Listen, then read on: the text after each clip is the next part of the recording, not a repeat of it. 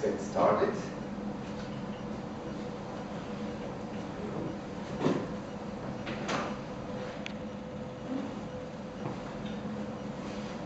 A little bit about me. My name is Ruben Bakker. I'm from here, from Lucerne, say about 20 kilometers north of the city. And I started programming in 1984, exactly the same year as the Mac and Sinclair QL were born. So that's a coincidence. A little bit late in September. And I started on the PDP-11. I programmed BASIC there, business programs, for some time, and then later I went to the VAX computer, also from digital, and in 89 around I moved to the PC. There I learned some fourth generation languages, learned Smalltalk, that was one of my favorite languages. Tried Lisp and other dynamic programming languages. And finally, I wrote for 12 years Java programs, did some Python too, and today I'm writing and selling Mac software since 2006. So this talk has a very depressing title, but it's about the technology of today's Mac, what is behind this technology. And it has a depressing title because there was a dramatic change around 9 years ago, and I found the title was very fitting for this change. But it's also about the iPhone. Urs said, this is my little Mac, the iPhone, and it's true. Today's iPhone and the Mac are very similar, have the same OS, or a very similar OS. It's also about the history of the modern Mac and about software development on these platforms.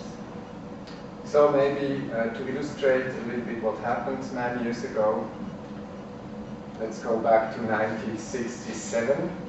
You know, this is a record from the Beatles. It's called Sgt. Pepper's Lonely Hearts Club Band. And it is full of mysteries and has hidden symbols and very strange text. It's a masterpiece, many people say. And a few years later, urban legend was born that the Beatles, one of the Beatles died in a car accident, and that many, many things are inside, or messages are hidden on this record. For instance, this is one example. Paul has turned his back to us, and all others face us, so there's something wrong with him, maybe he really died. Or in some texts, they have indication at what time, what day that happened, 5 o'clock in the morning or something. There are many such symbols, say. But that's only an urban legend. It's maybe not true. It's maybe just a fantasy, like we never were on the moon. That's maybe an explanation why they don't find the moon footage today. Okay, now let's go forward to the year 2000. First disclaimer, these computers have not exactly the right date. They may be old and newer, but like the 4 Beatles here, I've collected 4 different types of computers. Here, of course, the Sinclair QL, that's why we are here. And I listed this here because it had a really advanced operating system, I learned. It was ahead of its time. It had multitasking, for example, and much more that Urs and others will, or you all know. And on the right we have Sun microcomputers with Solaris operating system, also a very stable operating system with protected memory, preemptive multitasking, everything. And even the PC had many choices of operating systems. We could choose, of course, Windows 98 or ME, but there were also Windows NT with a very modern architecture, Linux or OS2. So let's go back to the Mac. The Mac was, from this fall, was really outdated. This Mac here, the OS was invented on this Mac. It was invented for small screen, for small disks, or not even a hard drive. And by the year 2000, it was really outdated. You remember the Mac bomb? Or when a program crashed, you had to reboot the system because one program could corrupt the memory of another program. And it wasn't ready for the future. And Apple was well aware of that, so they had to replace it. So that's why this Mac is turning back to us. Of course, it was the previous system, many happy users, millions of happy users. Also, the iMac was a nice system. Everything was integrated, was easy to set up, but it wasn't as stable as the other computers at the time. So what happened? What replaced it? First, I have to say Apple was well aware of this problem. They started developing other operating systems years before the year 2000. So was it Mac OS Copeland? This project was started in '94, and one day it was also called Mac OS 8, but it wasn't the Mac OS 8 that we know. And the goal was to add protected memory, multitasking, and to add these missing features. So at Apple, they wrote two stacks of cards, the blue cards and the pink cards. On the blue card, they wrote down the short-term goals, and on the pink cards, they wrote down the long-term goals, like multitasking. And they made two teams, the pink team and the blue team. And the blue team got much money and focus, and they brought out Mac OS 7, which didn't have these nice features, but was an advancement. And the pink team, they didn't get really along. They had many delays. They built technology, but not a product.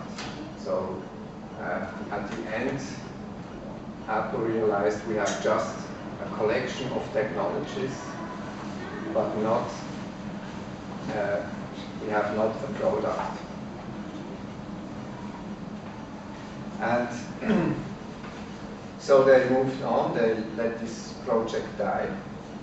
And the next project was born. It was Project Gershwin. This was even worse. It was just a code name. It was not a product, it was nothing, no development here.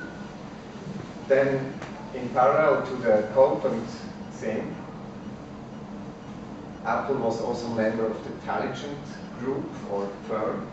Intelligent is a word from two words. It's from talent and intelligent. And it was a firm that was sponsored by IBM, Motorola, and Apple. And also there they had very high goals. Many projects were very important technologies were developed there. But it was too much. And in '95, the CEO of Intelligent went out jogging and never came back. He had a heart attack. And a few months later, the project died too. So very sad story. No hope for our Apple from Intelligent. The next was BIOS. First time once I saw it on a magazine, CD-ROM on the front, and I tried it on the PC. really nice system. It ran originally on the B-Box. It had 64-bit journaling file system, very advanced file system. It had a very clean and uncluttered graphical user interface. Also, it didn't need much memory or CPU. It was very efficient. It had preemptive multitasking.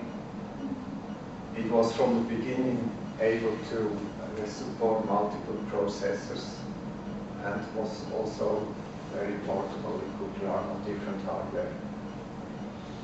And here, Apple negotiated with the BIOS people, but the timing was a bit bad because Steve Jobs had returned and he didn't like the idea. So this wasn't an option and the deal didn't go through. So what was the replacement of the Mac? It was the NeXT. And the NeXT computer was founded in 1985. So just 1 year after this, these two computers came out, Steve Jobs left Apple because another CEO was in charge and they didn't get well along. And he founded this firm and went working on really breakthrough innovation. And it took him 3 years to complete this project. And once he was asked why it took so long, and he said, "Mate, this computer is 5 years ahead of its time." I think it was even more. And in 1988, the NeXT Cube was released. It was a very powerful machine at the time. It had a 25 megahertz 60030 Motorola processor. It could hold up to 64 megabytes of RAM. Think what a PC, for example, had at the time. A few hundred kilobytes or maybe a megabyte of RAM. It had a magnetic optical drive. Do you remember, Seppi? And it could also hold a 660 megabyte hard drive. But that was optional. The main drive was the magnetic optical drive. It had even Ethernet and a very big monitor. It was a 17-inch gray scale monitor. But it costed $6,500. That was a lot of money because the dollar was much higher than today. Today it's $1 franc, $1. I think that back then it was $3 for 3 francs for a dollar.